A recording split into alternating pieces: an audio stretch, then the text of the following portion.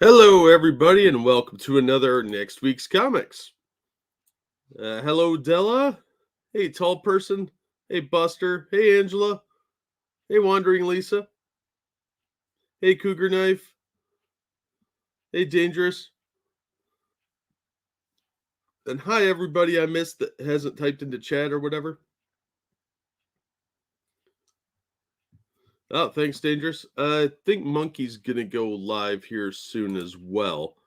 So, I don't know. Yeah, I just got home a little bit ago, so thought I would do a show quick. All right, let's get into it. Hey, nobody. How you doing? How's everybody doing today? Are you having an awesome day, I hope?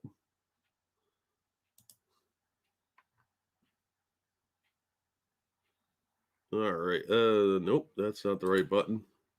That's not how that works.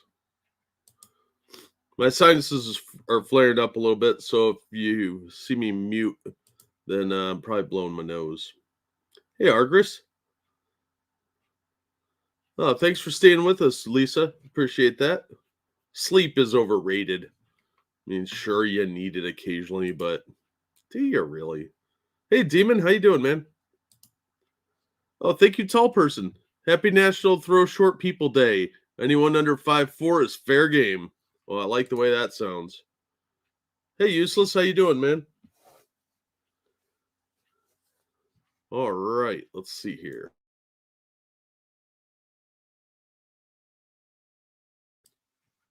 Hey, BG. Sitting in the not cold and pretending it's warm. I understand that completely. I used to have a security job where I had to walk around the property every couple hours. It's 37 acres, and that got a little chilly. Hey, Kyler. Roll along. Nice. Oh, good. Glad to hear it. God awful day. My grandmother, a member of the Branch Covidian, told every not willing to show proof of vaccination cannot attend my grandfather's funeral. Holy shit. Well, you better download one of them questionable cards from a questionable source on the internets. Hey, Evolved, how you doing? In pain, that's my normal state. Sorry to hear that, man. Well, thank you for the donation, Tall Person. Much appreciated. And if you guys didn't see the new merch in the Teespring store, you haven't been watching the streams at all because I am a giant whore with this stuff. But I will drop the link in the chat so you can check that out while I rant on. All right, let's take a look at next week's books. And we'll start with DC. All right, over here we got some action comics. I'm good. I don't know. I really wish they had incorporated the Wildstorm characters into the main DCU. I think that was a dumb mistake. They were kind of a parody, the Authority was anyway, of the Justice League, and Planetary really was. So they worked better as their own continuity. So I wish they had kept that separate, and then we wouldn't have to deal with stupid shit like this. This Deep Target might be okay. It's an Aquaman Green Arrow book written by Brandon Thomas. And it's a team up, obviously. That could be good, but I don't really want to add another DC book, especially after some of the news came out that we're going to cover about Superman. Aquaman the Becoming, I'm not reading this trash. This is more replacement. They're making him the new Aquaman because it's a mantle, like everything. So Arthur Curry is going to be replaced by the ambiguously brown gay kid because that's how they do things at DC now. Batman the Long Halloween special. This is Tim Sale and Jeff Loeb doing another Long Halloween supplement. This is supposedly going to shake things up and probably water down the Long Halloween. Like, we'll find out a woman was helping Batman the whole time. Something stupid like that. I might pick it up, but it's $8, so I might not. So I'm on the fence about that one. Checkmate is stupid. DC versus Vampires has some potential. James Tynion is doing this with Rosenberg, Matt Rosenberg. It looks like it might be good, but it's more just the zombie thing, but with vampires instead. Maybe they'll fight the Twilight Vampire. I don't know, but I might pick that up. Deathstroke Inc. I've been hearing really mixed reviews about this book. It's only on issue 2, so probably gonna skip that. The idea is interesting, but I've heard bad things. Hey, Keeverdam. Detective Comics. I'm not buying that. Mariko Tamaki is a horrible writer. I'm sorry. She could be good if she could get out of her own way, but she can't stop putting herself into characters and all her weird anxieties. She's a lot like a female Tom King. Harley Quinn, I'm absolutely not buying this trash, and the art sucks. Robin, I'll probably pick this up. The issue 4 was a little boring, but I do have issues 5 and 6 because I foolishly ordered them in advance. And I think I ordered this one too, so that's a probable. Static, I'm not picking that up. That was so bad. Task Force Z has some potential. All these are characters that died and are being brought back as a new Suicide Squad type group. Could be interesting, but it's probably going to be dumb. That's another Matthew Rosenberg. Matthew Rosenberg could be a good writer, but he's another one that can't get out of his own way and seems to refuse the idea of trying. Teen Titans Academy, I have no interest in that. Sparkly vampires. I don't know if they're going to sparkle or not, but it's going to be pretty much just a zombie book, but with vampires. Now, characters have fought vampires before. Batman fought vampires several times over the years. He even became a vampire back in the 350s of the regular Batman series. And that was a really good story, as I recall. I have it around here somewhere. I haven't read it in a long time, but I remember liking that. So I'm going to give it a chance, probably. Wonder Girl, I'm not reading that. The cover's good, though. It's Wonder Woman Black and Gold. Look how much talking there is on the cover. That should tell you right there how bad this book's going to be. And that's all of DC. So a couple of maybes. And the Robin book, I think I already ordered. But this DC Vampires is a 12-issue miniseries or limited series. Deep Target's a 7-issue, and this is a one-shot. Those are the other maybes. Hey, Pete, how you doing, man? BG, that'd require more work than they're willing to commit to.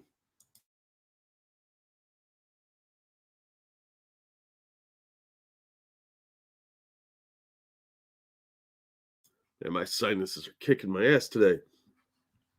All right, so let's get on with the rest of the series here. What else we've got? Oop, that's up my list. Where'd my list go? Can't find anything today. Give me one of them days. Here it is. All right.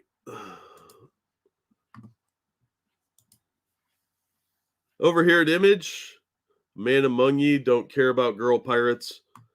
There were a few female pirates in real life, but I don't think they were as ethnically diverse of a crew as this is. And their stories were way more interesting. Adventure Man, I'm shocked this book is still in existence.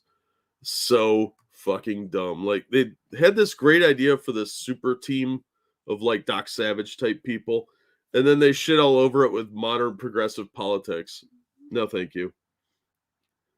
Who here has never touched a comic book but are just here to hang out with cool people? Well, we're all cool. Comics is a unifier, even if you've never read them.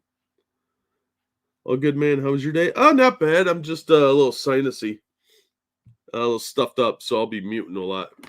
And my internet's been pretty stable, so I don't trust that. So if I blink out, I'll be back in 5 minutes. Otherwise, I'm not bad. I'm glad to hear you're okay. Hey, James, how you doing? The mistake wasn't... Oh, I'm not reading that out loud. But you're not wrong. Used to read comics that discovered women. Yeah, well, I've discovered how overrated that category can be. So comics is back. And I gave up on finding a life partner because they can't put up with me. And I don't give a shit about that. Bitter Root, don't care. Chew, stupid. Crossover, stupid. Echo Lands, don't care. Lots of variant covers on that one. The Good Asian, don't care. Hellcop, I saw this in the store. I was at the comic shop today. I didn't pick up my books, but I was at the comic shop. They had new dollar bin. So I'll have to get my books some other time. I only spent $10, but I did see that the Hellcop had come out, and it looked okay. The art didn't look that great, but this cover is really awesome, though. Check this shit out. It's in 3D too. Halloween special. I might pick this up, but it's $8, so I'll wait till I can find it for like $4. But yeah, I don't know. It looked like it might be okay, so I might end up picking that up, but I kind of doubt it. Like I've been saying, next year I'm going to focus more on older comics, so there won't be as much new stuff. Because a lot of it's just not worth the money, and why waste the money trying to out something that from one of these big publishers that's going to be total dog shit. Jupiter's Legacy, Requiem, I'm not getting it. Philadelphia, don't care. King Spawn number 3, this is cover C and D. Covers A and B did come out today. I don't know if these, I think these were partially shipped.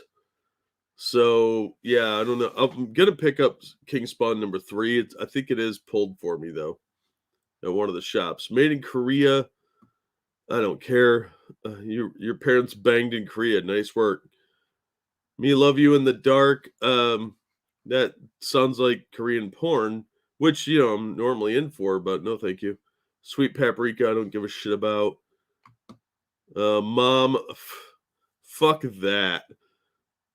I've got issue 1, and I couldn't get past page 1, so I'm going to have to force myself. I haven't had the disposable income for comics in a while. Me either, but my glorious little tax deductions here have really helped out, because these are business expenses now. And this time in POG form. Oh, Lisa, I wish you were joking, but sadly, that's probably more true than either of us would admit to. You can't put up with yourself. No women had a chance. Oh, yeah. Well, I'm pretty awesome, and it's hard for people to deal with that. You're so sarcastic all the time. Blah, blah, blah. Like redheaded ex-girlfriend stable, or like 23 personalities Sybil stable. I'm saying both, dude. Yeah. Yeah, both. I did date a redhead, and she did have a lot of issues. So she's on that list. I actually had to move because of that chick. So backdoor loving? Yes. Yes, dangerous. That's about butt stuff, I'm pretty sure. Nita Hawes Nightmare blog. I don't care about some stupid ass blog. I mean, that blogs are so 20 years ago. I mean, I'm not opposed to reading them. I just think it's kind of a date thing. Do you think your opinion is that interesting? Oblivion Song 34. I don't care about that book. I guess it's going to be a movie, so be aware of that. Primordial, don't care. I've heard it's good, but I just don't care. Scumbag was fucking dog shit. Second Chances, I've never seen anyone read that. Spawn, I know a couple people reading Spawn, but it's a lot of text, and I have no idea what's going on at all. Saint Mercy, stupid. That Texas Blood, don't care. Time Before Time has shit art and a boring story. Well, actually, the story could have been good, but it just, I think the writer is really hasn't found their voice, so it came off as a little bit generic, maybe. Two Moons, I might pick this up if I could track down issues 3, 4, and 5, which I've been having trouble doing. And when I have seen them, they're overpriced. So I'm trying to find them in a comic shop dollar bin somewhere. But I liked the first 2 issues. I thought it was pretty interesting. Not the greatest thing I've ever read, but I pulled them out of a dollar bin. Vinyl, don't care. Walking Dead Deluxe. I guess this has like annotations and stuff like that on it. I just don't care about any of that. I'm not real big on seeing how the sausage is made unless I'm trying to write something. So I guess if you're a real diehard Walking Dead fan, you'll want these, but it's just not for me. So nothing from Image really, except the King Spawn, which I already have pulled. Let's see. Dark Horse, Bank Shot, don't care. Black Hammer Reborn, don't care. Dark Horse Book of Horror, really don't care. Dracula, Son of the Dragon, it's $20. I'm not taking that chance. Fear Case, don't care. Hellboy Omnibus box set, $100. Pretty cool, but I'm not getting it. Hellboy Silver Lantern Club, that's a HP Lovecraft reference. I would probably pick that up, but that one I might wait on the trade just because I don't really want to spend $4 right now. And I could get the trade later down the line for cheaper. Lady Baltimore Witch Queens, I'm not interested. Mob Psycho 100, don't care. The art looks like crap too. Look at this shit cover. What is that? What is this? Rick and Morty? Is that what we're doing here? Horrible. Nocturnal's Omnibus, that could be really cool. This guy's got kind of a neat art style. It took me a little while to really get into it, but it is kind of a cool art style when you see it on all these covers and stuff. So I would probably consider that, but I'm not spending that much money. But if I find it like a half price books for $15, I'd buy it. It is a hardcover for 30 though.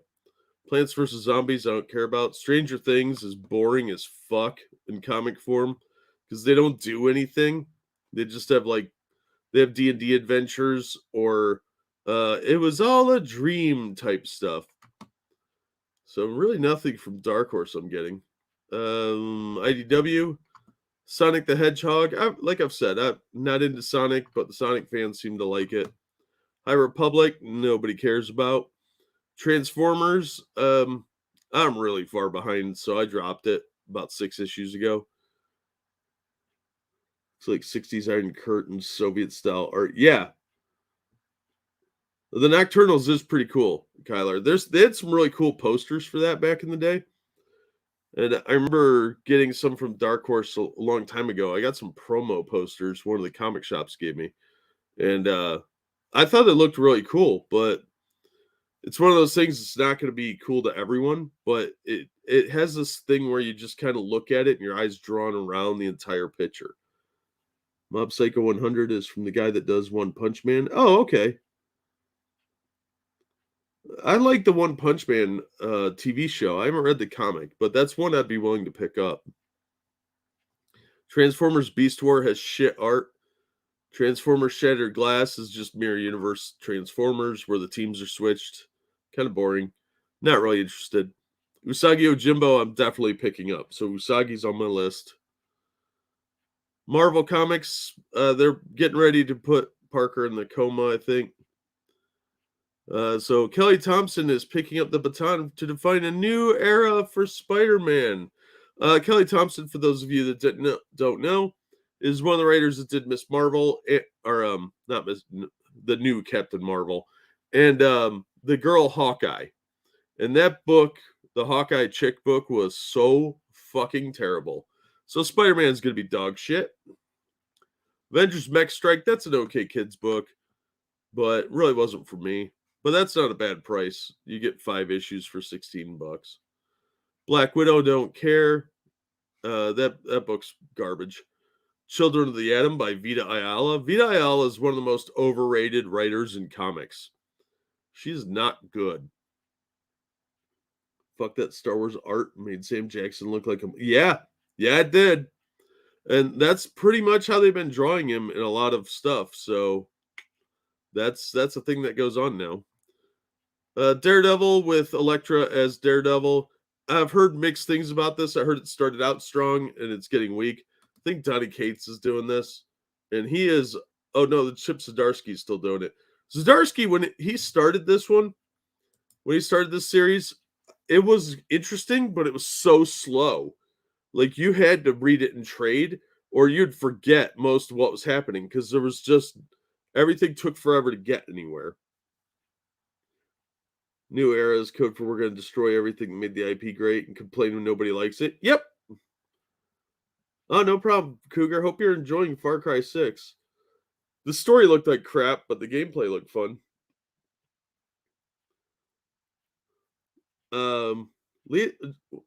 Lisa, they're probably gonna do that. Don't worry. But they'll call it the New Women. Darkhold, I don't care. These are dog shit. But the Daredevil ones, I would consider picking those up cheap in trade paperback for like, half off. The Darkhold stuff's crap. There's the Matt Fraction ones of Hawkeye. I don't care about those either. Because that Hawkeye series sucked balls. This art here is totally different than what you see in the interior. This is more of the interior art. And this kind of pop art was real popular for a while, and it's what they did with the Girl Hawkeye series. It is just horrendous. And this series was so fucking bad. Mortal Hulk trade paperback. No, I don't care. Inferno, I still don't care.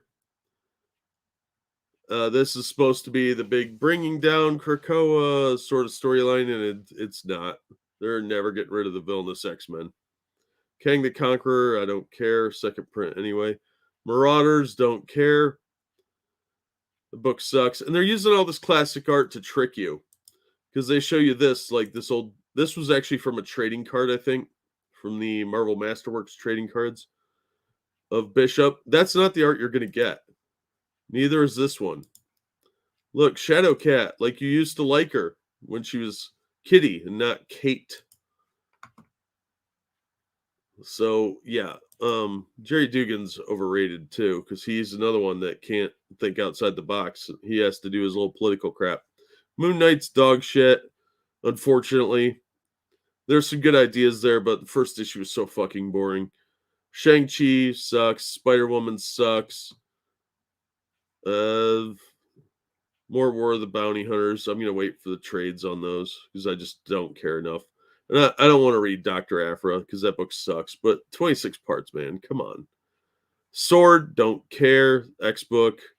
Again, this is not the art you're going to get. This is old trading card art. Look at that. That's good art. You're not going to get that in the book. See, that's Jusko's cover art. Joe Jusko, whatever his name is. You're not going to get that. You'll be lucky if it looks even this good. That is not even similar art, like as far as quality goes. This is much, much weaker art. And look at all the background that's wasted here with this picture. It's fucking dumb. Thor by Jason Aaron. I don't care. He gave us Girl Thor, which I think this is that run too. Yeah, there's Girl Thor on the cover. Wolverine, don't care. More boring stuff. So nothing from Marvel.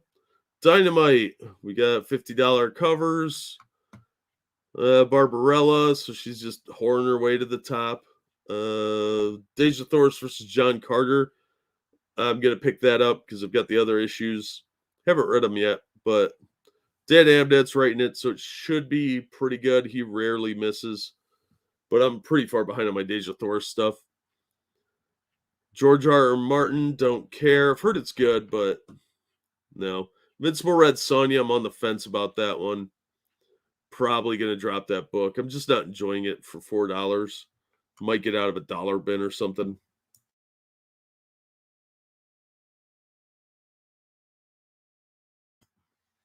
Yeah, BG, you're not wrong. That's how they seem to think of it anyway. Your computer crash? That sucks, Buster. This art is pretty interesting. The more complex drawn the character is, the more serious their mood in One Punch Man anyway. Yeah, I have to check out One Punch Man manga. That one actually looks like it might be fun.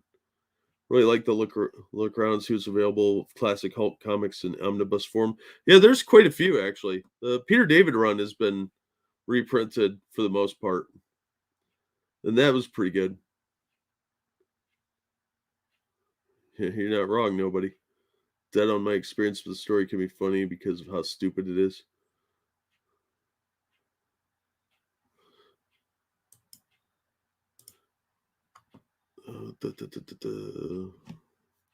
Where was I? Yeah, so I might get Invincible Red Sonja, but I'll probably wait. I'm probably going to drop that book. I'm going to read issue 4 and then decide before I pick this up. James Bond, Himeros, Virgin cover, don't care about your stupid $50 books. That's how they stay in business at Dynamite, is all these $50 and $100 books. Look, a metal premium cover. It's only $100. Cost them $1. Red Sonja 2021 $50 covers, $100 covers. Fucking scam. That's what all these are, $50 covers. Then you got Vengeance of Vampirilla. Apparently, this is a continuation of the original story from Harris Comics, but I haven't been reading it, so it might be good, but I'm really burned out on Vampirilla with Christopher Priest's really disappointing run. So, Days of Thor versus John Carter and maybe Invincible Red Sonja. Boom Studios, we've got Better Angels, I don't care. Dark Blood, don't care. Firefly, not for me. Good Luck, don't care. House of Slaughter, this is a spin-off of a Something is Killing the Children. And that book took forever to get anywhere on purpose. So I'm not getting this. If you're interested in this title or Something is Killing the Children, buy them in trade. Do not buy the single issues. It's going to cost you more. And it's going to be really, really slow and disappointing for your $4 to $5. See, $4, $5. Once and Future, I thought that was like hipster medieval theology. So you want to read about King Arthur through the eyes of boring hipsters? That's for you. Seven Secrets, don't care. We only find them when they're dead. Don't care. All right, we got some toys here. Nope. 175, 299, 120. Those are not toys. Those are display pieces. All right, on to this. We've got 10 Years of Death. One shot. No thank you for $20. Abandoned Sacred Beast. That's probably a manga from the look of it. I'm going to skip. Another Kind. Don't care. Archie. I'm sure it's fine. It's a giant Christmas book for $10. 480 pages. That's value for the dollar right there. 480 pages for $10. So if you like Archie, that's a good investment. To the Amazon machine. Yeah, if you want to pick up a trade paperback, you're better off buying it through Amazon or Half Price Trades or the graphic novels. What was the name of that one? I forget. I can't look it up right now. It'll crash my computer. Barbaric #1, 4th printing. I've heard good things about this. I'm going to try and get it. Vault's a little sketchy on that. They sell out of them pretty quick. I don't care about Tinian's signature. He's really fucking up Batman. Battle Cats Volume 3, number 4. Not for me. Another Betty and Veronica jumbo book. I'm sure it's fine. Boston Metaphysical Society's not good. Boy Meets Maria, not for me. Catwad, that's gross. Just the title. The art doesn't look very good either. Citizen #2. It might be okay. I've heard mixed reviews of issue 1. Comrade Kill, not for me. Cross to Bear #1.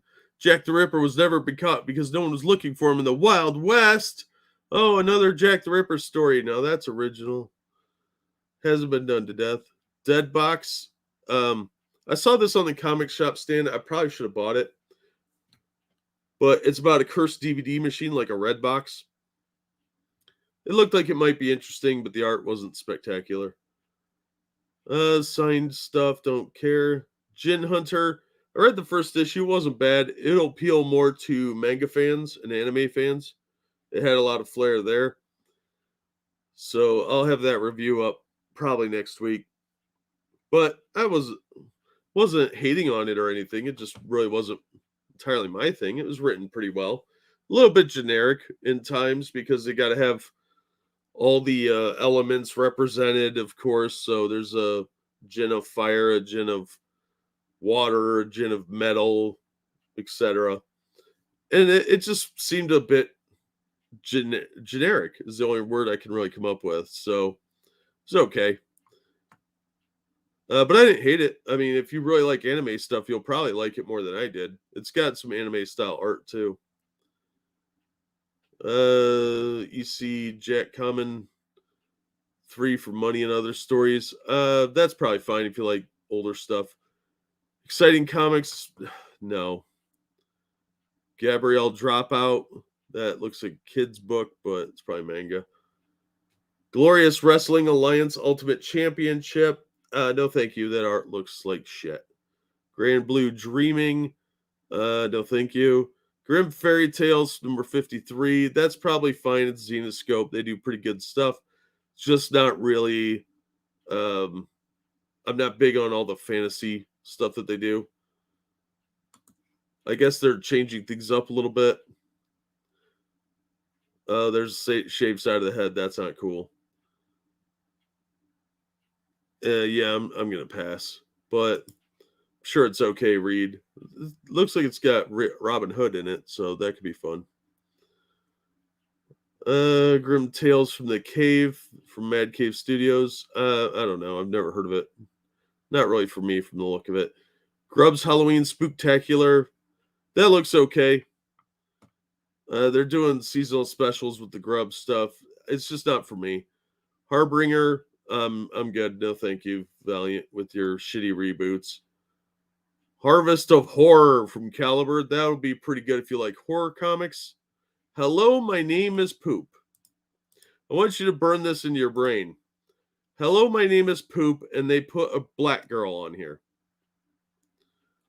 Does that seem racist to anybody else? I haven't checked out Berserk, Cougar. It's on my list of ones to check out, but mangas are almost non-existent in my area because they've been selling out. So I have to wait till they can restock. $100, yeah, that's not unrealistic. That's actually cheaper than most of them. They're usually about 150. Yeah, Cougar. That's kind of where I'm at. Like, there's only so much I can say, but I think this is super racist looking. Poop is a normal kid with normal problems. You know, parents, network, bullies. It's a boy. He used to have a normal name too, but then he moved to a new school and everything went down the toilet. That's the bad news. Good news, turns out some names are special. Some names come with powers. Turns out those bullies really stepped in it.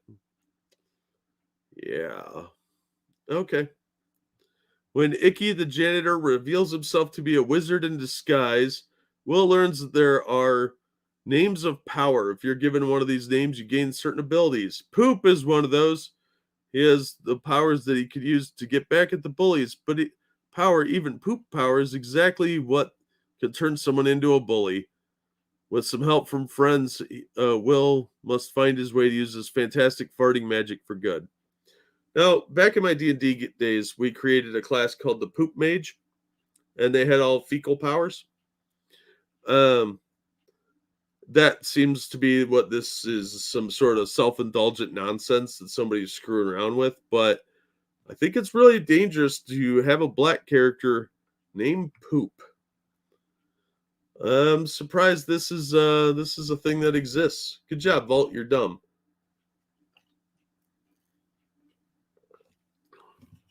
Holler, stupid art. No, thank you. Human Remains, not interested. You couldn't even be bothered to put a fucking cover up. You had to put the variant covers up. Not interested anyway. Then we've got Hyper Thick. This is literally nonsense.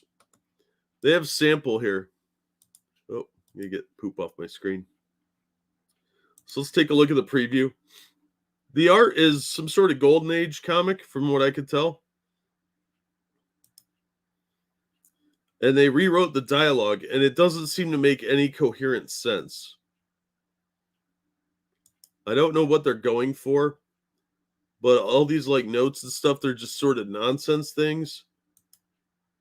So they just rewrote all this wordiness. Look at all these words. I don't think it was this wordy when they originally wrote it. And if it was probably aimed at an older audience. But this is just all nonsense shit. It's fucking dumb. The art's not bad for Golden Age art. That's how they drew everything. Because a lot of these guys were cartoonists too. And they had to do everything really fast. Because a lot of comics were weekly for a long time. Like Action Comics was weekly. So you had to churn shit out really quick. And then there's this weird thing about lobsters at the end that's not anything to do with Jordan Peterson. It's about making friends with lobsters or something stupid like that. So I think I'm going to pass on that because it's weird and kind of dumb. Ignition City, don't care. I'm the villainous, so I'm taming the final boss. Sounds sexy, don't care. Impure, no. Ivanhoe Bacchus, don't care. Joanna and the Unpossible Monsters, your title's stupid and grammatically incorrect, so no. Kaiju Max Season 6, don't care. I don't like the art anyway. Some Lady Death stuff that's overpriced. Last book you'll ever read. Well, why would I buy that? If it's the last one I'm ever going to read, I'm never reading that. Fuck you. Last Born, no, I'm good. Leonard Cohen on a Wire, don't care. Living Corpse Relics, Black and White edition, no thank you. I did try and get issue 1 of this, but I couldn't get it. And then I couldn't get issue 2 or 3 either, so I couldn't pass.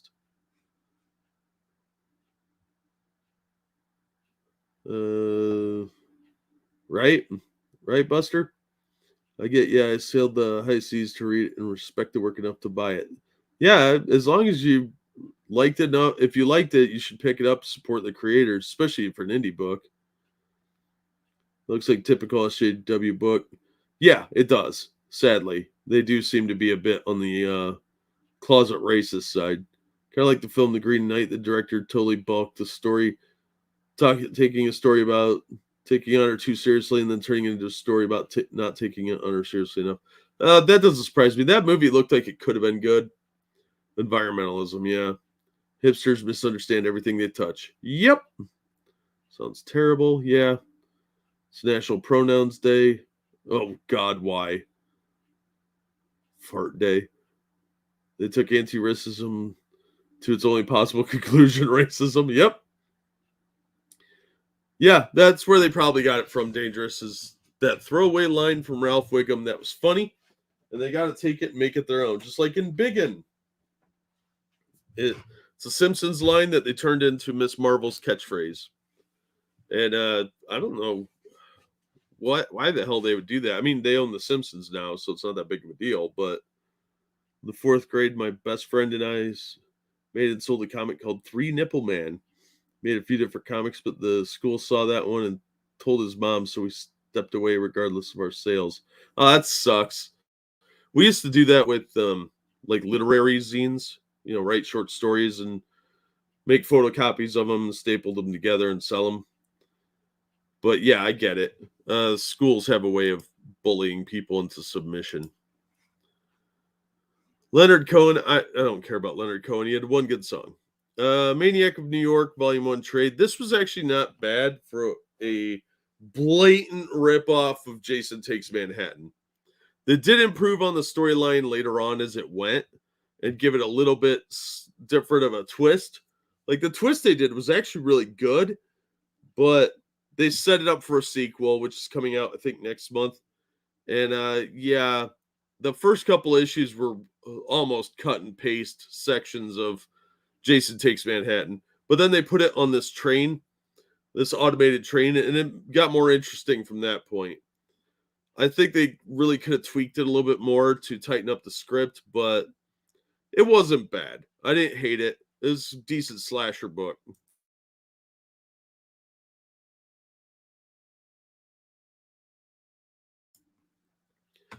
All right, Marjorie Finnegan, Temporal Criminal. That looks stupid.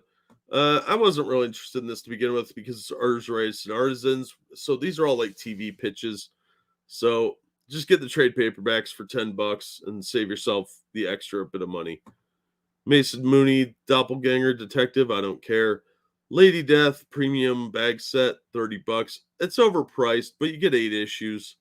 So $30 is a bit high. These are basically just back issues. But the Lady Death stuff's not bad. It's just not really my thing. But it's written in standard old school comic form from like the 80s and 90s. Photocopy. Yeah, it's like a printout, but more complicated and annoying. Merlin and Hector, don't care. MFK, we didn't have the internet back then, okay, Dangerous? We're old. MFKZ, no, I don't care. Mint chocolate, that should be porn. Morning Tribe, don't care. Most Notorious Talker runs greatest clan. That title's confusing, so no thank you. Moths, again, writers, artists, artisans. If it sounds interesting, wait until the series is over. Mutt's Treasury, no.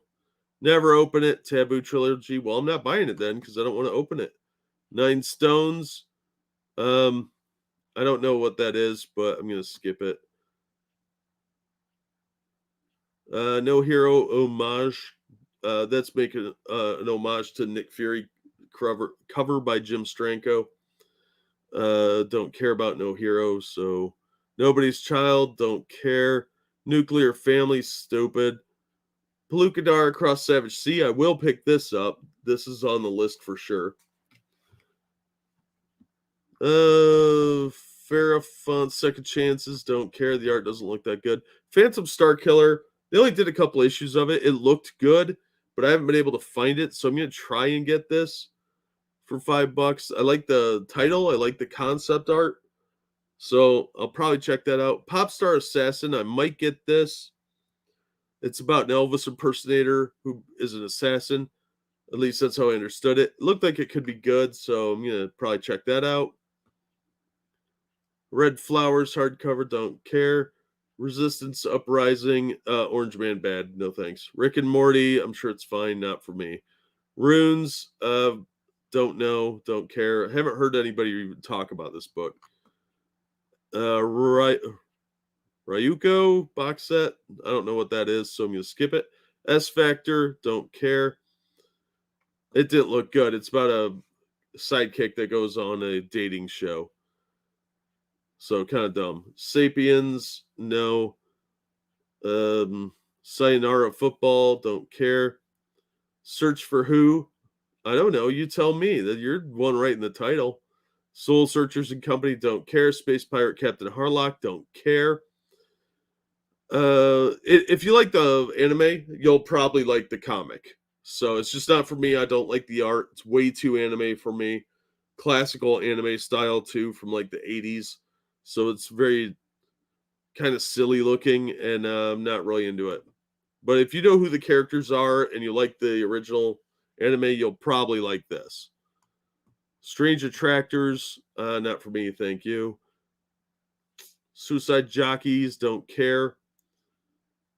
Super Service versus the Coof, that's probably pretty funny, but I'm going to pass on it. I think he's been releasing these one-shots as a trade, but I'm not sure. Hopefully he is, because otherwise it's just wasting, leaving money on the table. Super Gods, stupid. Swamp Dogs, I'm not interested. Tarot Witch of the Black Rose it's a jiggle book. Techno Freak, I'll pick that up. I like the first issue. Touching Evil, not that interested. Twin Mermaids, don't care. Twittering Birds Never Fly. That's an analogy for Twitter right there. You spend so much time on Twitter, you don't actually get anywhere in life. Unborn, I might get this because I got issue 1. I don't remember if I ordered issue 2 yet or not. But I'm going to try and read issue 1 before I go for that. But if I already ordered it, then I'll probably pick it up. Undying Queen, 3000 BC. Yeah, I don't really care. Hatchet, I don't give a fuck about that book. It's based on like a horror movie, so it's kind of a one-trick pony book, and I really don't get the appeal. It's one of the only American mythology books that I don't really care about, is that one. I've been reading Eternal Thirst to Dracula, and that's really good. We don't kill spiders. Well, that's how you got necrosis in your legs, probably. Whisper Me a Love Song, don't care. White Ash Legendary Edition, $20. Go fuck yourself. Winchester Mystery House, I'm going to pass. It's not going to be that interesting from what I saw of it online. With Dog and Cat, every day is fun. Well, that's probably true, but I don't think I'm going to buy your book. Wolf and Parchment, no thank you. Wolfskin Auxiliary, no thanks. Woven Heart, not interested. World War III, issue 3 of 3. That's a lot of threes. No thanks, Antarctic Press. Exo Man of War is dog shit, despite how cool the covers are. Youth Romance Comedy Gone Wrong. It's another anime. I'm just not getting it. Zorro Flights. I actually have that issue already, but I haven't read it yet. This cover looks a lot cooler than mine. It's Don McGregor writing Zorro again, so I'm sure it's good. I haven't read it yet, but I would definitely recommend the Zorro stuff. This is more swashbuckling stuff and less of the others supernatural stuff. So they've got a lot of Zorro stuff, and not all of it is supernatural. Like when he fought the Cthulhian monsters and the undead and stuff like that. This is just more swashbuckling era. So that looked pretty good. So I did pick that up already, but the extra covers didn't come out yet. So yeah, from the other section, maybe Jin Hunter, Pelukadar, Across the Savage Seas. I'm picking that up. You try and get Phantom Star Killer, Pop Star Assassin, Techno Freak, and maybe Unborn if I already ordered it. So pretty short list of my stuff this week. 11 books is all I'm getting. And I think that gives you kind of an idea why I'm going to go to back issue stuff. Because the new stuff, even of these 11, I'll probably like about half of them. And they're not going to be worth the $4.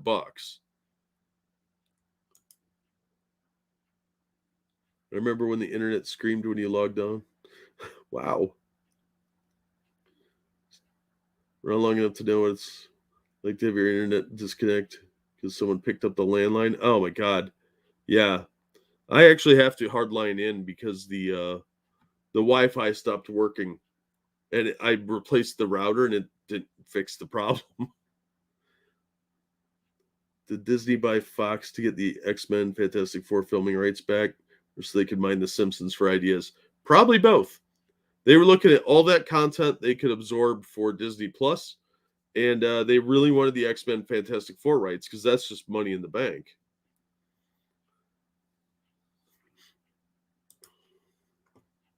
All right, let's do some news.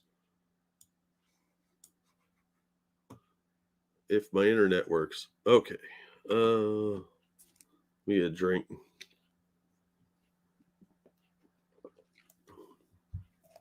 I don't know. Third base, Peter. Oh, if you guys haven't checked out Grizilla's art, his comic book looks really cool. His art is fantastic. There's a link to it. I shared it on Twitter, but you know how that goes. Popped up in suggested videos when a video ended. Oh, wow. Well, yeah, I'm probably on a list because I swear a lot. Oh, yeah, Dangerous. They would love to be the only studio. Absolutely. Just water. Just drinking water, Cougar. I don't drink alcohol anymore. And I can't afford it anyway, so fuck that noise.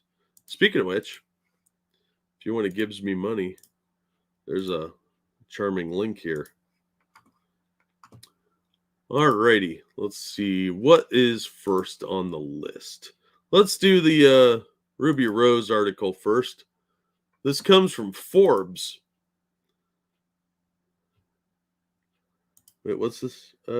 Sally No Paladin is the best anime of the season. I'll have to take your word for it, dude. Swearing is fucking tight. Yeah, it is.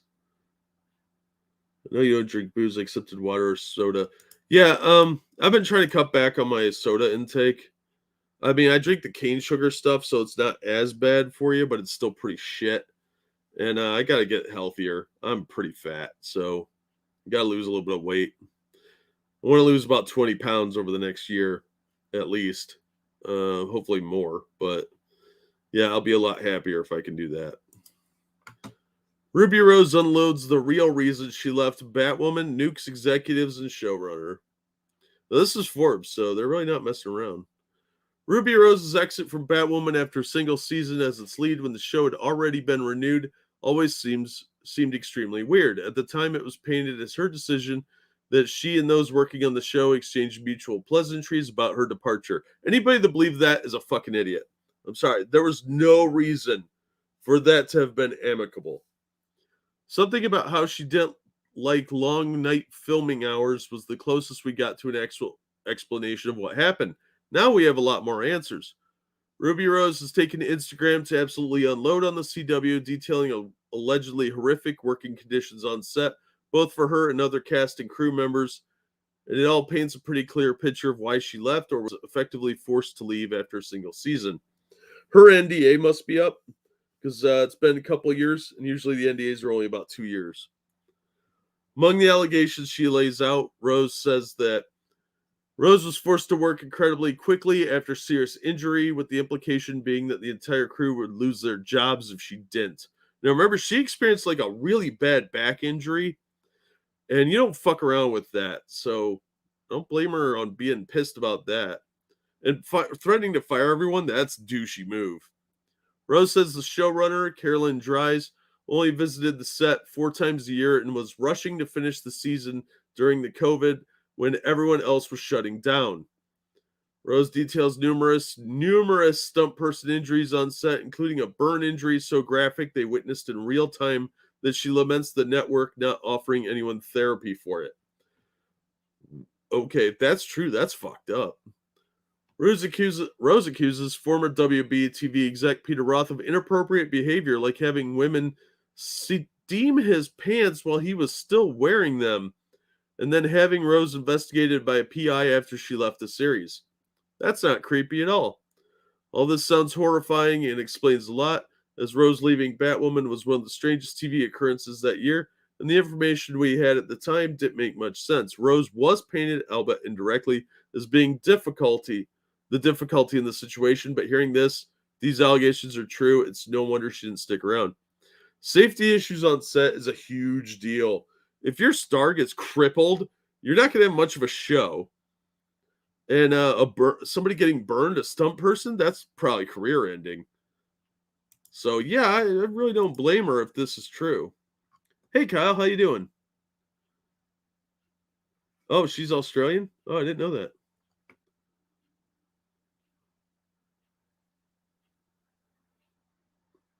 I lived that fat life. Yeah, right? It is what it is, you know? Ruby Rose smash her pass. Oh, total smash. Tiny little chick like that. Yeah, she's a little bit like a resting bitch face, but I don't know. She's one of the few chicks that I've seen that can really pull off short hair. But I'd have sex with her. Yeah, easily. Exact words. We'll see part of the guy's face falling off because of the burns. Yeah, I saw that in another article, and that's pretty fucked up. So I feel bad for that stunt guy if that's true, because reconstructive surgery, if he's even able to get it, pretty fucking horrifying. Injured real bad, and they pressured her to go back to work. That's pretty scummy. That was known at the time that they were pressuring her to go back. Doing good. I'm okay. Seems like a fun workplace. Yeah. If it's true, it sheds light up. Yeah, from what I've heard of other shows, the rumors have always been that CW shows are kind of dangerous because they rush stuff. But if they have bad stunt safety, that's really, really dangerous. You're going to get somebody killed. Morning, Andrew. Well, no, it's from the start. Have a good one. You too, man. She has an annoyed tomboy look. Yeah, but it kind of does something for me. I wouldn't date her, I don't think, but I'd bang that. I don't know. I don't know her personally. And with Hollywood people, you never know what they're really like, but they're usually nuts and weird. But I'd probably I'd smash that. I'm not gonna lie. All right, let's talk about this one comes from the New York Post. Airplane creator slams joy-killing Twitter 9%. Classic movie. You couldn't make this movie today. No way. Last year marked the 40th anniversary of the release of Airplane, the comedy I wrote and directed with my brother Jerry and my friend Jim Abrams. This is written by David Zucker. Just before the world shut down, Paramount held a screening at the Egyptian Theater in Hollywood, followed by a Q&A in which audience member asked a question we never used to receive. Can you make Airplane today? My response was, of course we could, just without the jokes. Although people tell me that they love Airplane and it seems to be included on just about every top 5 movie comedy list, oh yeah, easily top 5. There was talk at Paramount of withholding the release over feared backlash for scenes that today would be deemed insensitive. Well, people need to stop being such sensitive babies. I'm referring to scenes like the one in which 2 black characters speak entirely in a jive dialect, so unintelligible that it had to be subtitled. I've lost count of the number of people who have said to me, you couldn't do that scene today. But I've always wondered why not. Half the gags and the jokes were aimed at white people, given that the translation for shit is golly, and the whole gag is topped off by the whitest lady on the planet, the actress who played the mom on Leave It to Beaver, translating. The bit of was even-handed because we made fun of both points of view. No one ended up being offended by that scene. The audience loved it. They still do. Yeah, absolutely. But in today's market, if I pitched the studio executive a comedy in which a white lady has to translate the speech of black people, in which an 8-year-old girl says, I like my coffee black, like my men, or an airline pilot made sexual suggestions to a little boy. Billy, have you ever been in a Turkish prison? You like gladiator movies? I'd be told in Studio E's, that's just fantastically great. We'll call you. That means they'll never call you. By contrast, in 1979, Michael Eisner, then president of Paramount, didn't feel that he had to censor, take apart, or micromanage the jokes in the Airplane script, even the ones he didn't understand. Eisner somehow knew that comedy requires a certain amount of recklessness, and that comedy writers and directors need to experiment until they hit that perfect note where a joke can illuminate uncomfortable subjects by giving us permission to laugh at them. Absolutely. Today we're faced with social and political pressures that are tearing our country and our families apart. Not that I couldn't do without some family members anyway, but the point is, we live in the most outrageous period in our recent history, and when the need for humor is greatest, true, and we seem to be losing our ability to laugh at ourselves and our world. He's not wrong. Humor happens when you go against what's expected and surprise people with something they're not anticipating, like New York Jets winning a game. Well, that's a fact from what I've heard from sports fans. We could just substitute the Chargers for that and give Monkey a cheap shot. But to find this surprise funny, people have been willing to suppress the literal interpretations of jokes. Yeah, because they're jokes. They're supposed to be silly. In Airplane, Lloyd Bridges' character tries to quit smoking, drinking, amphetamines, and sniffing glue. If his addictions were to be taken literally, there'd be no laughs. Many of today's studio executives seem to believe that audiences can no longer look past the literal interpretation of jokes. Yeah, because literal people are boring and they're not funny and they know it, and it makes all of us sad. Fear of backlash rather than the desire to entertain seems to be driving their choices. Absolutely.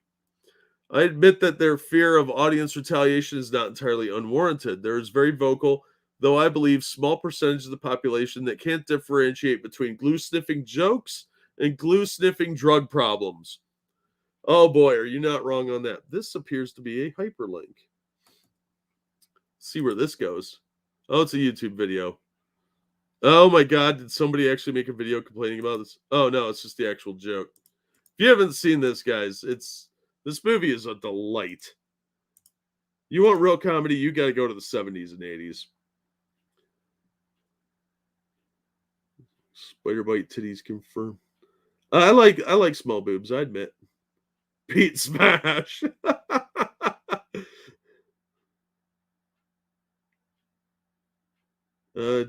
Jackie, you gonna be on Monkey Stream after this? Yes, I am.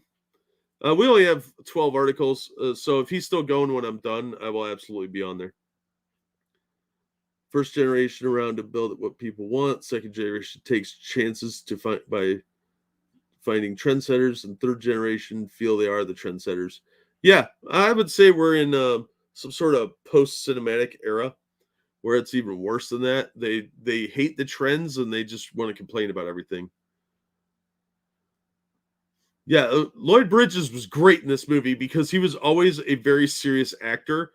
So having him do comedy was such a twist that nobody saw coming. Same with like Leslie Nielsen, although those movies kind of ruined his life, or his career anyway.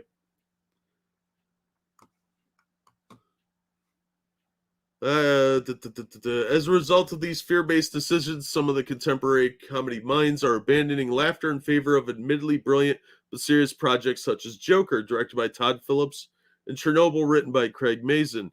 These men collaborated on two of the Hangover pictures, which struck gold at the box office. I don't think you could even make the Hangover movies today. Phillips summed up the general plight of comedy writers when he said, "It's hard to argue with 30 million people on Twitter. You just can't do it. So you just go, I'm out." Or just ignore Twitter and do whatever you want. Unfortunately, people take Twitter seriously. Oh, wow. Some of the original cast is still alive. Some of the people look at the mass exodus of comedy writers and proclaim that comedy must be dead. That's not true. Comedy is not dead. It's sacred. And when something is sacred, it goes into hiding. Or scared. I'm sorry. It is scared. And I think you're going to see like underground comedy clubs. Like you see with like raves. There's going to be comedians that do gigs that are like pop-up events. I do admire those comedy writers who can pour their creativity and talents into non-humorous projects. Unlike my peers who can channel their rage into more socially acceptable psychological projects, I have no marketable skills aside from crafting jokes. I'm a perpetually frustrated person who's annoyed and bored by the dullness that everyone else seems to tolerate so easily. Oh, preach to the choir, brother. I have a rage against mindless, against playing it safe, against political correctness. Jokes are my defense against normalcy. As a comedy writer, if I'm not teetering on the edge of offending someone, then I'm not doing my job, because I know that people themselves get stuck in a rut when they take things too seriously. On the other hand, when we're willing to lean into comedy, it has the power to shake us out of our complacency. Absolutely. This goes on for a little bit, but I'll leave it to you guys to read the rest. The Dave Chappelle method. Yep. How much do I make off merch sales like the cup? No, I make a couple of bucks usually. Not a whole lot. It's like $2 or $3. But like I've said before, every little bit helps. And I do like the cups, and then you're getting something for yourself too. So, oh, no worries, Cougar Knife. You never should feel obligated to donate. It's appreciated, but it's not required. It's one of those things where I don't have super chats or anything, so this is how I make money. But you're not obligated to donate. But if you want to buy a mug or something, get yourself something cool from the Teespring store, you can do that.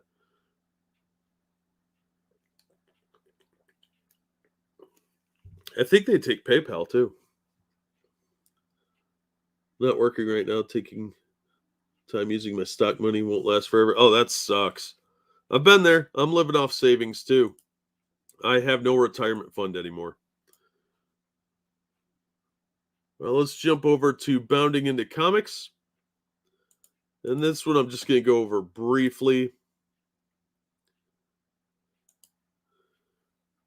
Why the Last Man series dead after one season? And no one was shocked. Now, the original comic book series was okay. I didn't hate it. The last 2 or 3 trade paperbacks were pretty boring. And the ending was really dumb. But I think they'd have a hard time pulling that off as a TV series anyway. Why the Last Man showrunner Eliza Clark has announced that FX and Hulu will not be moving forward with the second season of the live-action adaptation of Brian K. Vaughan and Pia Guerrero's post-apocalyptic comic series. I'm actually surprised because it's very rah-rah girl power through the entire series, and Yorick is kind of a fuck-up idiot through the entire thing. So I'm not real shocked by that, but I am really shocked that they didn't pursue it, I should say. But the series, like I said, it was just kind of tepid for me. It started out strong and ended really weak, just like Preacher did. Taking to Twitter on October 17th, Clark announced to her followers that she and the series production team had learned that we will not be moving forward on FX with FX on Hulu for season 2 of Why the Last Man. Never in my life been more committed to a story, and there's so much more left to tell. We're committed to finding Wyatt's next home, it says. Clark asserted that her adaptation was about gender, about how oppressive systems inform identity, before boosting that we had a gender diverse team of brilliant artists led by women at almost every corner of our production. Producers, writers, directors, cinematographers, production design, costume design, stunt coordination, and more. It's the most collaborative effort, creatively fulfilling, and beautiful thing I've ever been a part of. We don't want it to end. There's ampersand. Woo, monkey. She then noted that FX has been an amazing partner. We loved working with them, and we're sad why The Last Man is not moving forward at FX on Hulu. We know that someone is going to be very lucky to have this team in this story. I've never experienced this remarkable solidarity with so many talented people. Blah, blah, blah, blah, blah, blah, blah. Yeah, the show's probably done. If they can't find another producer, like it's going to end up on like Freeform probably for like no budget. Now, the series ran from 2002 to 2008. I got them in trade paperback form, real cheap, right around 2008. 2007, I think, is when I read most of them. But I thought the ending was dumb. Follows the protagonist, Yorick, as he attempted to survive as the last man in a world which saw every living mammal with a Y chromosome suddenly die off. In a mysterious mass extinction event, including male to female and excluding female to male transgender individuals due to their biological makeup. This is a change from the comics. The transgenders did not survive the gender apocalypse in the comics. That's something that changed for the show for obvious PC reasons. Clark's adaptation sought to affirm that trans women are women, trans men are men, non-binary people are non-binary, and in doing so, muddied the story's narrative waters and shifted its focus from a post-apocalyptic survival mystery to a lecture on current debates surrounding sociopolitical issues. This is probably why it failed, because they went all gender weirdo with it. Last episode's due to stream on November 1st. So yeah, they took a concept that should have lasted like 12 issues, maybe 2 years, and they dragged it out for like 50 issues, 75, something like that. And then they took that mess and watered it down even more.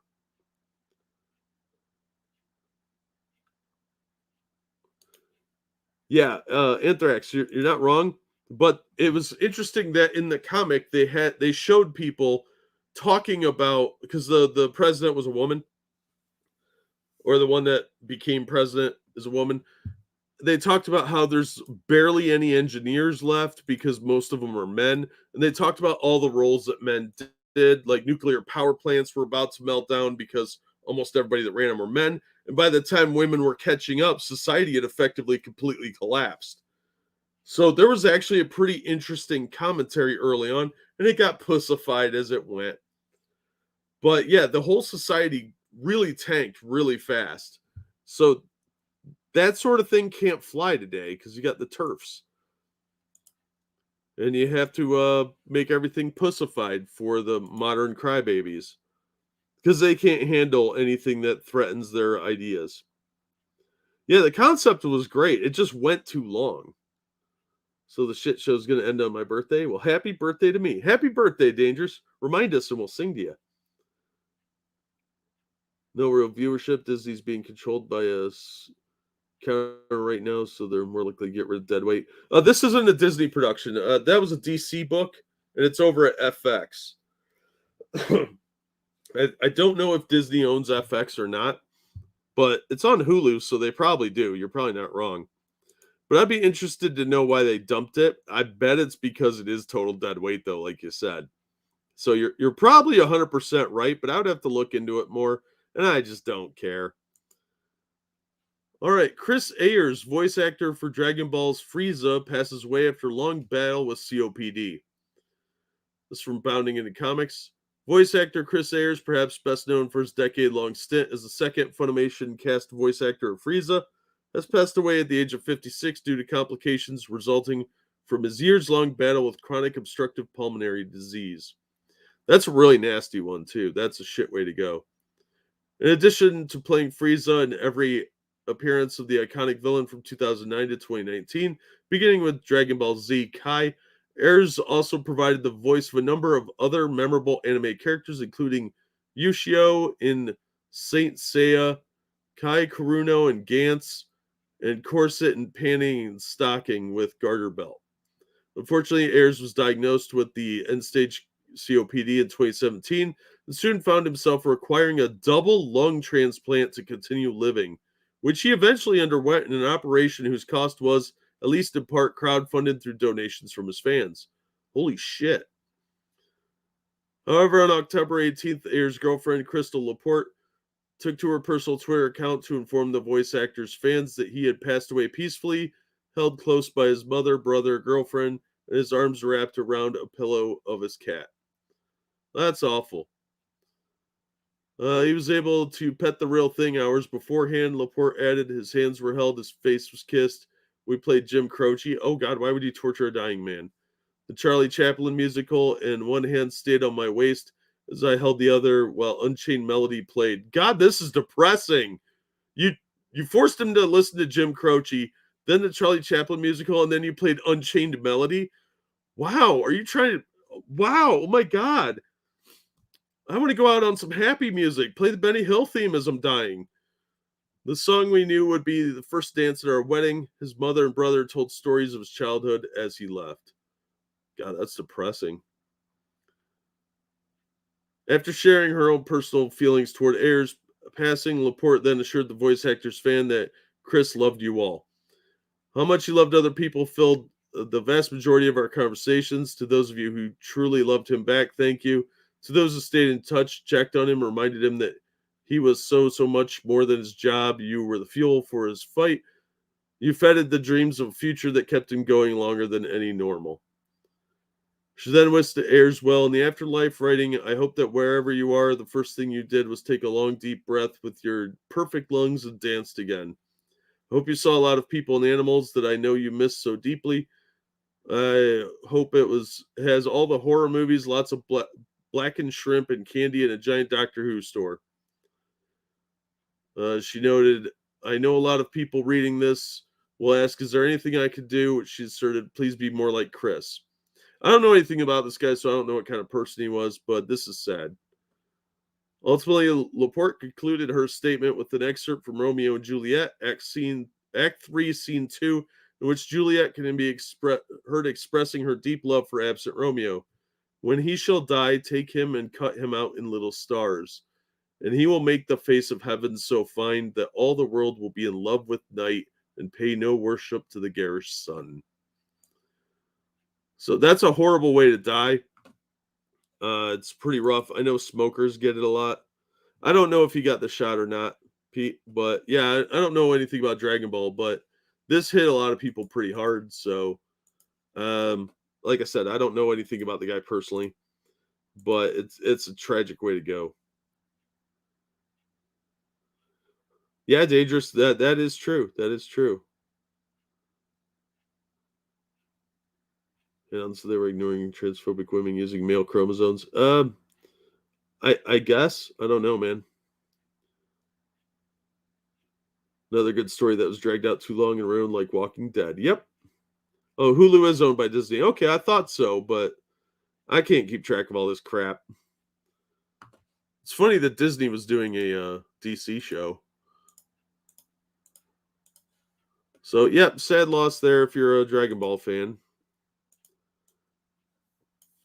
All right, here's an editorial piece from Bleeding Fool I thought we'd look at, mainly because I didn't have a chance to read it.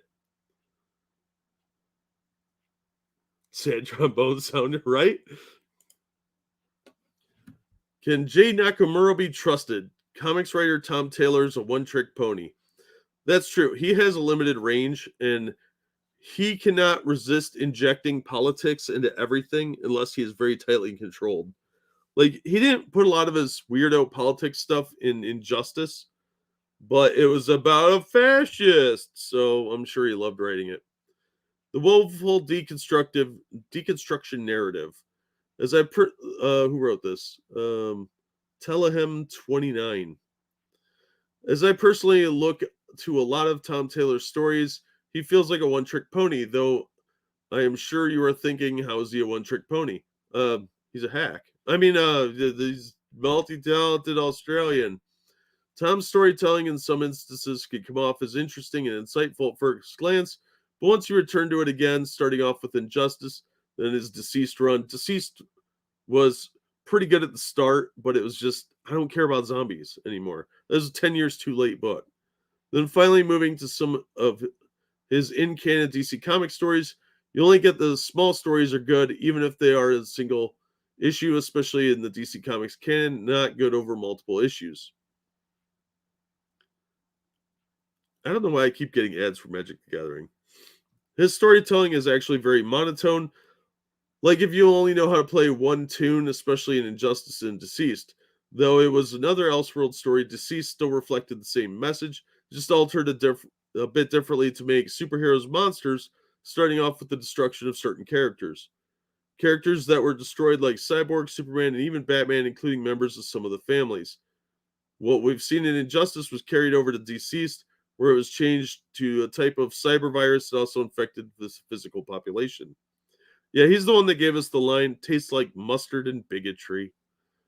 Because evil bigots threw hot dogs at the mutants, because that's so original. Apparently he has some bigotry. Let's see. That's a YouTube's for sure. Okay, well, I'll drop this in the chat in case you guys want to watch it later. Because he apparently spoke on comic culture. So I'll drop that link in here. I'll check it out later. Fox most likely bought the filming rights way back when, so Disney greenlit it when they gained the rights. Yeah, probably. An editorial by some prick that uses their net handle. A lot of people do that on these critique sites because otherwise they get dogpiled and harassed and doxxed. So I understand why they did it. I think it's kind of stupid, but you just don't be as active on social media and you won't have that problem most of the time. Natural Nightcrawler for yeah, the Catholic, the guy that forgives people all the time. The repetitive format lets destroy superheroes. One thing you see with Taylor's storytelling, including the politics, he also puts into all of his storytelling, is that he also finds a way to recycle the same previous formats he's already used. I brought up his Deceased run, and sure there were some good stories in there, but the destruction of heroes, mantles changed from one hero to another, is still kept the same format as Injustice. I accept that they are Elseworld tales. As to what they should remain, I guarantee you, but he is no Alan Moore, and yes, he has worked with Grant Morrison, as he states in the above video with the Authority run. His Authority run sucked. To which it is somewhat a universe where superheroes are treated both as dictators as well as gods. Yeah, he really does seem to have a problem with superheroes. As we know what happened to John Kent in Future State, that he too will become a tyrant, something that Tom Taylor is presently working on in his present run. A big gay tyrant. Being honest, so far, I have not seen a single trans character from Tom Taylor yet, which is surprising if he wants to appease the LGBTQ community.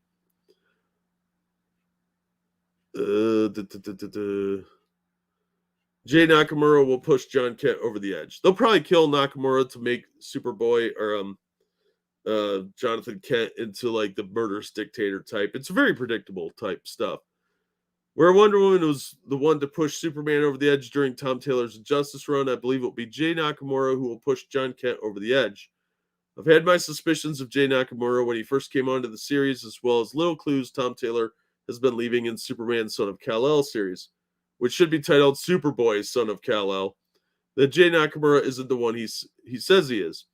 I provided two pictures above, one of Jay Nakamura and the other being William Bendix, whose hand gestures look the same as Jay's, as well as their eyes, and add to the upcoming spoilers shared to us through DC Comics recently solicitations. We know Jay is a hacktivist as well as invulnerable to damage.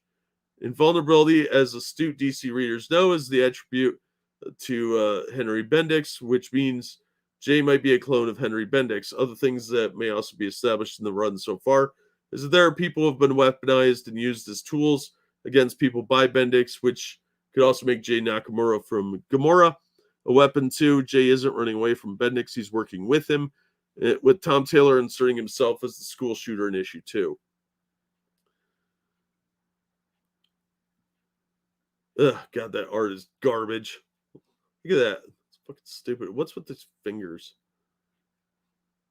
I'm invulnerable because I'm full of PC-ness. In the first issue, readers saw that John helped someone who was weaponized to start a forest fire. Remember, there's a lot of environmentalist messages about climate change in this book as well. And the new Superman also melted the handcuffs off some illegal aliens and threatened the police that if they handcuffed them again, he was going to remove the handcuffs. So, yeah, that's the thing that happens. So he's not only an eco-terrorist, he's also helping aid and abet the invasion of the U.S. Good job. Then Faultline was the latest person to be weaponized, even against John Kent.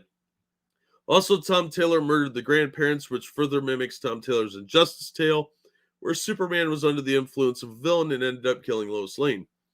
Finally, Jay is around when the Kent house is destroyed. I do not believe that as a coincidence. Probably not. So, warning to those of you in the LGBTQ community, don't get too attached to this relationship, because I'm convinced that Jay isn't going to be the hero of this story. I think he'll be the one that makes the hero of the story a villain, leading to the moment that Superboy becomes a tyrant. Picked up another clue from one of Ethan Van Sciver's videos that went up recently, which he helped me put out some of the puzzle pieces together. Van Sciver suggested that Jay Nakamura might be in fact have pink kryptonite hair, which will turn John Samuel Kent gay, which is, as ludicrous as it sounds, would mean that even John becoming gay or bisexual isn't natural or organic, but forced. That's dumb. This would mirror what's referred to as conversion therapy for gay people, which I would argue was done by Brian Michael Bendis, who forced converted Iceman. I believe people would rather read organic storytelling of a person coming out as LGBTQ than one is forced.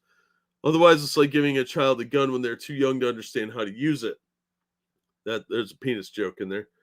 I've read many manga titles that do make an effort to naturally and organically depict someone as LGBTQ. That's why many people flock to manga. No, it's because Tom Taylor's ham-fisted and he lacks originality. He inserts messaging. That's his goal, is to have a message. I think what's really going to happen is Jay Nakamura is going to end up dead, and that's going to be what drives Superboy over the edge. Not a betrayal. That seems like a little bit too convoluted for Tom Taylor. It's too much thinking, and he can't do that.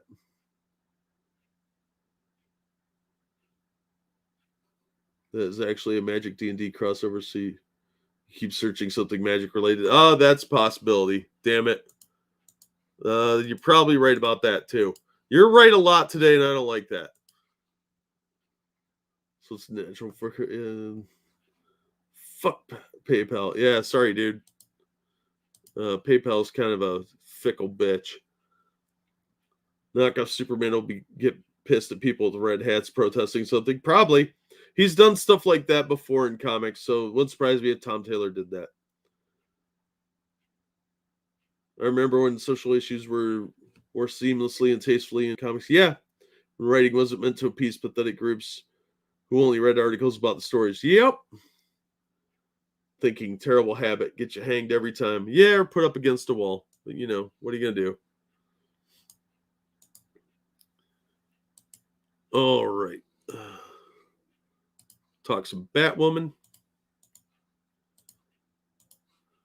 Rumor, DC Comics threatened to blacklist any freelancer associated with Comicsgate. According to rumor, DC is reportedly threatening any freelancer who's caught participating with Comicsgate in any capacity with a lifetime ban from working for the publisher. Don't worry, DC's probably going to go out of business. Word of DC's supposed new anti-Comicsgate policy was first made public by Shelley Lopresti, the wife of veteran comic book artist Aaron Lopresti, who himself recently made a turn towards Comicsgate after an appearance on Ethan Van Sciver's live stream, made a promotion for the crowdfunding campaign for his original series, Wrath of God. earned him a deluge of condemnation from contemporary comic book professionals and audience. The way sales are going, you're better off going indie anyway. This book looked pretty interesting, by the way. Let's see if this is the. Yeah, here's the article about it. I'll drop this into chat if anybody wants to read about it. It looked pretty good. It looked like a Western type book.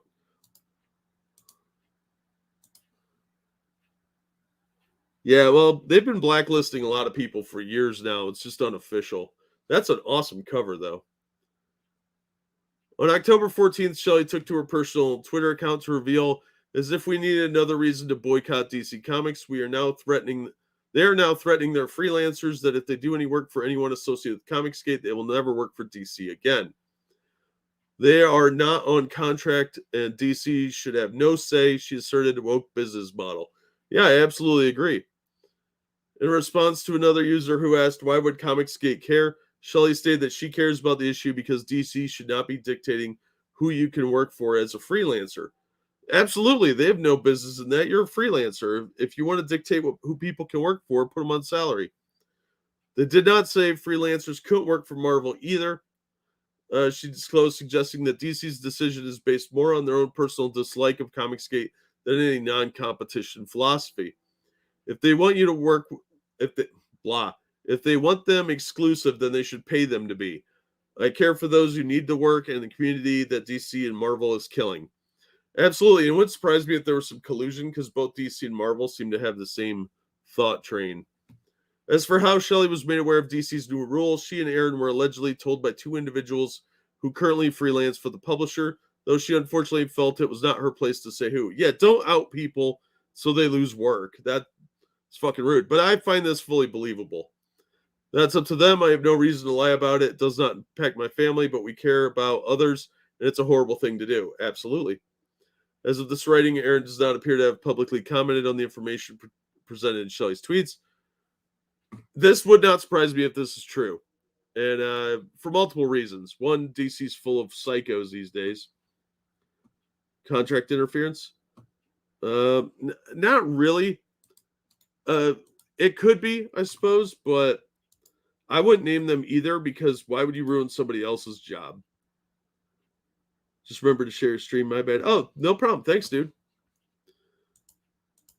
So I wouldn't want to out my friends and get them fired from their job either. It sucks, but what are you going to do, right?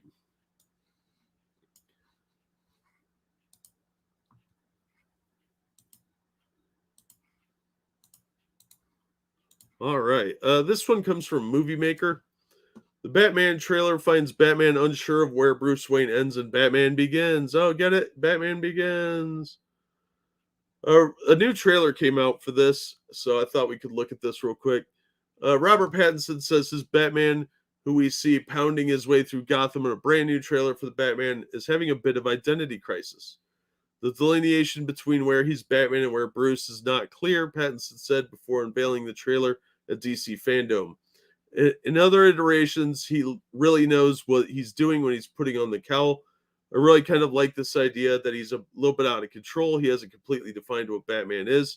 He gets lost in it. He's not sleeping. He's become this sort of odd creature. Pattinson has been very difficult to work with from all the stories on this, so I think somebody handed him this to memorize. Pattinson's Batman is shown fighting quite a few people in the Batman trailer, a gang dressed like clowns, the Penguin, and unrecognizable Colin Farrell. I didn't know that was Colin Farrell. They did a really good job with the makeup. And a mass serial killer in live streaming a message to a crowd of Gothamites on the local news. He catches bullets on his chest plate. Well, bullets hit his chest, I should say. Appears to tease a member of the clown gang and speeds Batmobile through flames and carnage. The trailer actually looks pretty good, but I don't have any faith this movie is good. What's it about? Who knows? He seems locked in a game of cat and mouse with Paul Dano's version of the Riddler. Selena Kyle, aka Catwoman, maybe an enemy, love interest, or both. Oh my gosh. So there's a lot of interesting things that they're adding on here. Hey Sherry, how you doing? Yeah, Kyler, you're not wrong. The Gabe vampire is going to ruin that movie. Probably. I get the impression that a lot of the scenes they filmed while he wasn't there were good. And every time he's there, he looks significantly different than the stuntmen. So it's going to be very jarring. Yeah, exactly. Evolved. He is Batman. Bruce Wayne is a mask. But yeah, I don't know. I think the movie's probably going to be a really confusing mess.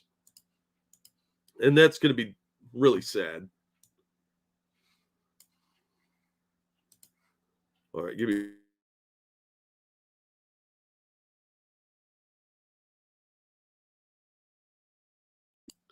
Now, since we talked about the Blacklist, it's very important to cover this article as well. Superman, son of Kal-El, colorist Gabe Eltaeb to exit DC Comics over Superman motto change. I'm tired of them ruining these characters.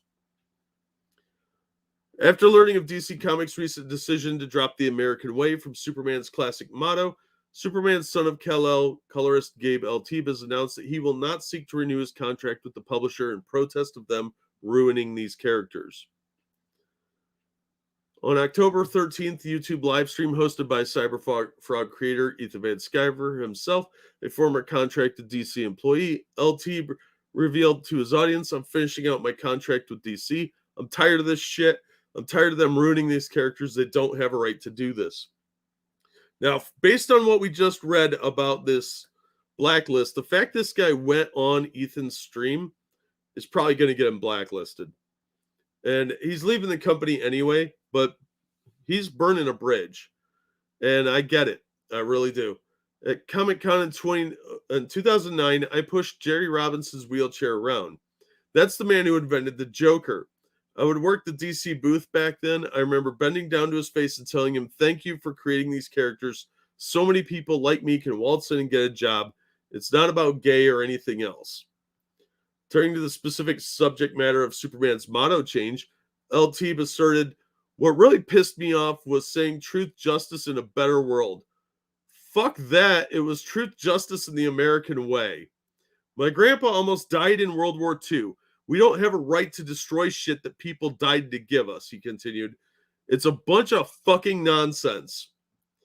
Now, I didn't read the article about the truth, justice, in the American way because I figured we could cover that just as well in this story. Now, if you read these pages here, there's some really fucked up stuff in here because Robin is very social justice despite the fact that his dad's a multi-millionaire. Let's see. There are people in this world who can do with being a little nervous. What do you want that symbol to stand for? Like you said, I don't understand. I don't overstep and make people nervous. Truth, justice, in a better world. See, and up here he's talking about an underground stream called The Truth. They report what others are too afraid to. And he goes on to talk about, I think it's wealth disparity or some bullshit like that. He added, they call us bigots and racists and shit. I would ask them, find me in the fucking mainstream, not on the fringes, one fucking book, one fucking t-shirt, one movie that says that leftism is bad and conservative is good. Find it for me. They fucking won't. They're not letting people have a voice. They're the fucking bigots. Sorry, he concluded his rant. That's been bottled up for 5 years. So here's the scene I was talking about.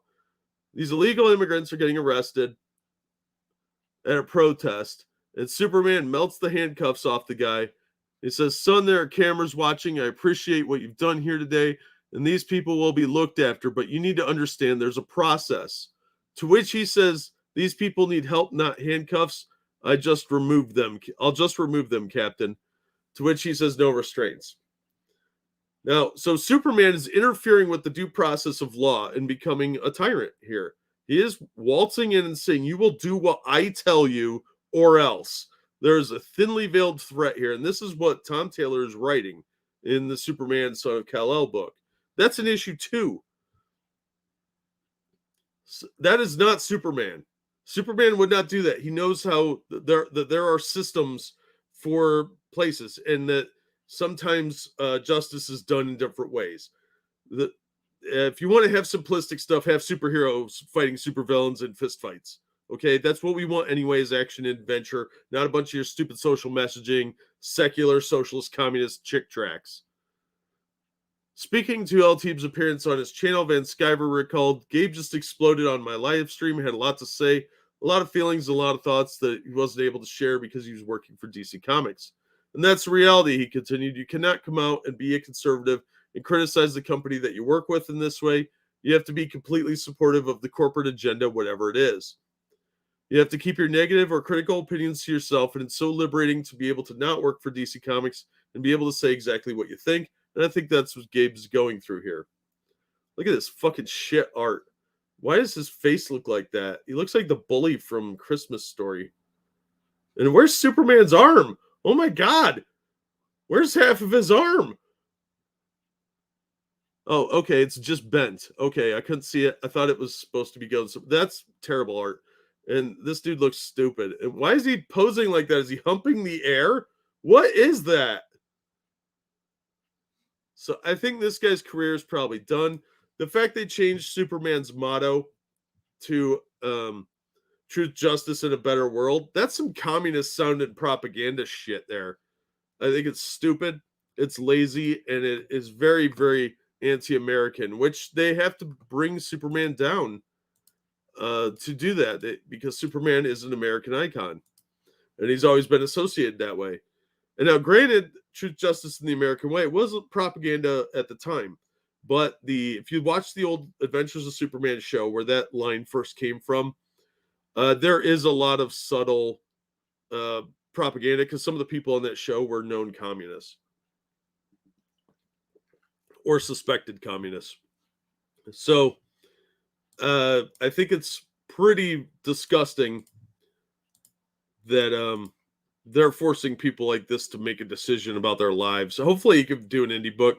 We'll go over an article on the Truth, Justice, and Better tomorrow on Friday's stream. No worries, Cougar Knife. Thanks, though.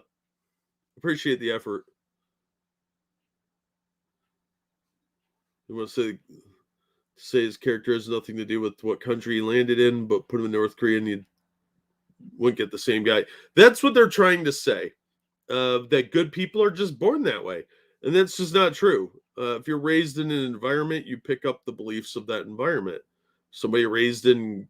they've done stories like that. Superman Red Sun, where he was a Russian and raised in communist Russia. They even killed Batman in that story. Before these changes, majority of Superman fans I met were immigrants who loved the USA. Yeah, he was a symbol of Americanism.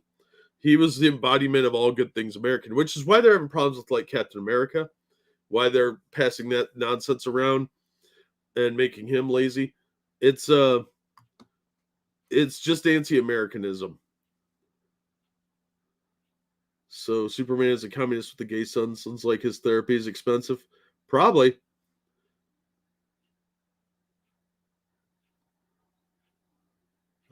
House Committee on Un-American Activities didn't do enough. Yeah, McCarthy wasn't wrong. All right, what we got here? Let's talk Tom Holland. This is from Cosmic Book News, which needs to update its site more. Tom Holland Uncharted trailer leaks online. I don't think he looks like the dude from Uncharted. Marky Mark here looks more like him. Sony's Uncharted trailer looks to be getting released soon, as footage featuring Tom Holland and Mark Wahlberg has leaked online. The footage features about 30 to 40 seconds of footage that shows Tom Holland and Mark Wahlberg's characters getting roughed up. Set to be released February 18th, and also stars Antonio Banderas, who's also in Indiana Jones 5, which sounds awful. Based on one of the best-selling and most critically acclaimed video game series of all times, Uncharted tells the story of Nathan Drake and his first adventure with rival-turned-partner Victor Sully Sullivan. Starring Tom Holland as Nathan Drake and Mark Wahlberg as quick-witted, wisecracking Sully, Uncharted will introduce audiences to how Nathan Drake becomes a treasure hunter as he unravels one of history's greatest mysteries and treasures in an action-adventure that epic that spans the globe. Oh boy. So here's some stills from it.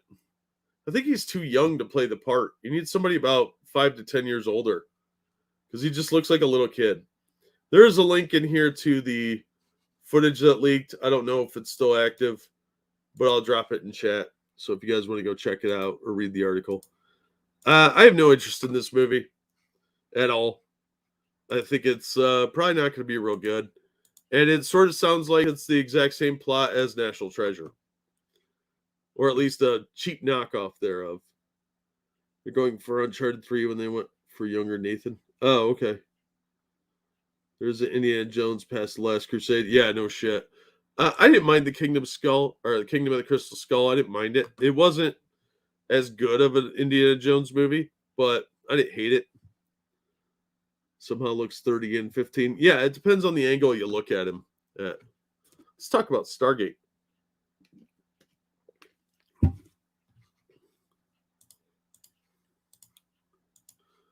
The Stargate cast is reuniting to read a Google AI written script. This comes from Nerdist. It's been years since Stargate consistently appeared on television, expanding the world from the 1994 Stargate film. The TV franchise spun hundreds of stories about alien worlds and tech. For the record, I'd still follow Samantha Carter anywhere, including the Stargate reunion. Oh my god, yeah, it's creepy. Cast members from SG-1 and Stargate Atlantis are coming together for a special table read, which we first learned about at Design Taxi and IGN. They will be performing a script written entirely by Google AI. That means AI came up with the dialogue and the stage directions. Michael Shanks, Amanda Tapping, David Hewlett, and Jules Stati will reprise their roles as Dr. Daniel Jackson, Samantha Carter, Dr. Rodney McKay, and Jennifer Keller. Stargate co-creator Brad Wright and Mark Evan Jackson, The Good Place, who is apparently a Stargate fan, will host the event. The group will perform the script, which original artwork will help bring to life.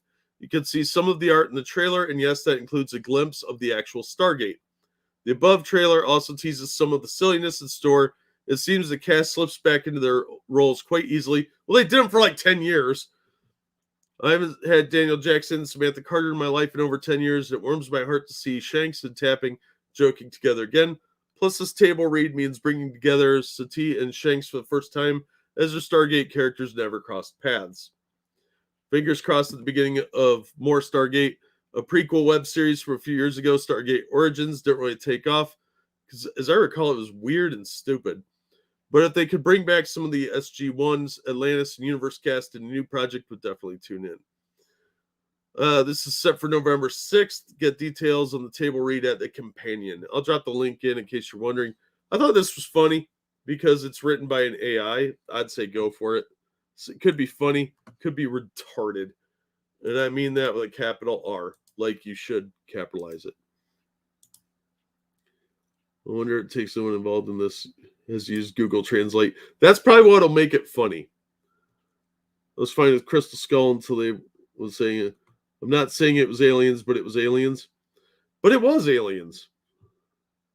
That's because it was weird and stupid. I liked Stargate. There were some episodes I thought were really dumb. But overall, I liked a lot of the concepts. I like the ancient aliens stuff. But I don't know. They really should have got MacGyver and Teal'c in this. I think it's not going to be as much fun without them. It was funny they had moved away from Nazis, but seemed a bit unnatural. Yeah, at some point you do have to move the timeline forward. He is pretty fucking old now. All right, last article.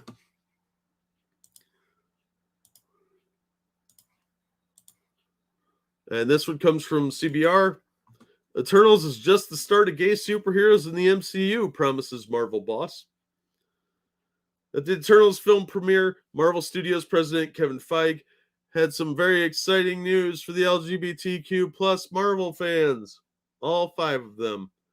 There are more gay superheroes coming to the big screen. There have been gay superheroes in comics. It's more than past the time in the movies, Feige told Variety on the red carpet. It's just the start. He looks a lot like Ethan Van Sciver. Has everyone else noticed that? Like, if you put a beard on him, he'd look a lot like him. Phastos, played by Brian Terry Henry in Eternals, will be Marvel Studios' first openly gay superhero. A previously released trailer gave fans a look at the hero's family, showing his husband and son meeting Icarus, played by Richard Madden, another hero in the film. At the premiere event, screenwriters Ryan and Kaz Furpo also discussed the decision to include gay characters in the new film. The pair were asked to talk about their groundbreaking decision to include Marvel Cinematic Universe's first openly gay heroes. No, it's not groundbreaking. No, it's not. It's real life, but you have eternal aliens living among us. Oh, that's interesting. I grew up with two moms. Oh, so you're biased? And it was part of my life. It's just in a very normal way. Ryan and Arya are from the Bay Area. Well, that says a lot. It's something we wanted to see reflected in film because you can't see past your own personal life. Interesting. I think the way we've done it and the way Chloe Zhao has brought it to life, it's beautiful. It's very nuanced. It's not hanging a lantern. We're not screaming it from the hilltops. It's just showing us that this is the real life. These are the real people. I doubt that highly. I have no interest in this movie anyway. It looks really fucking dumb. And they still haven't really explained why they didn't get involved in the whole Thanos thing, especially since Thanos is one of their ilk. Hans Sleeman, who plays Phastos' husband, previously spoke about being excited to play a part in the historic film. It's beautiful, very moving kiss. I don't give a fuck. This is not new. For me, it's very important to show how loving and beautiful a queer family can be. Brian Tree Henry is such a tremendous actor and brought so much beauty into this part. Oh my God, just make out and get it over with, okay?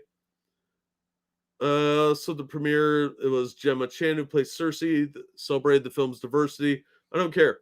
So they're gonna force in a bunch more gay characters. I'm guessing Iceman will be gay when they do an X-Men video or movie, which will probably just be a streaming service thing. So it won't be released in China. And it's what it sounds like. The woman who directed it's kind of a dissident anyway. So I don't think it's getting in China at all. And China's been getting a lot more nationalistic lately. So I don't think we're going to see this one make its way over there, especially the way tensions are these days. Why do we need to know the sexuality of characters? I don't know. Go do superhero stuff. I don't need you ham-fisting a bunch of gay agenda into any movie. It's boring. Nobody fucking cares anymore. It's not 1990 anymore. And your audience doesn't give a shit. And the more ham-fisted it is, the more annoying people find it.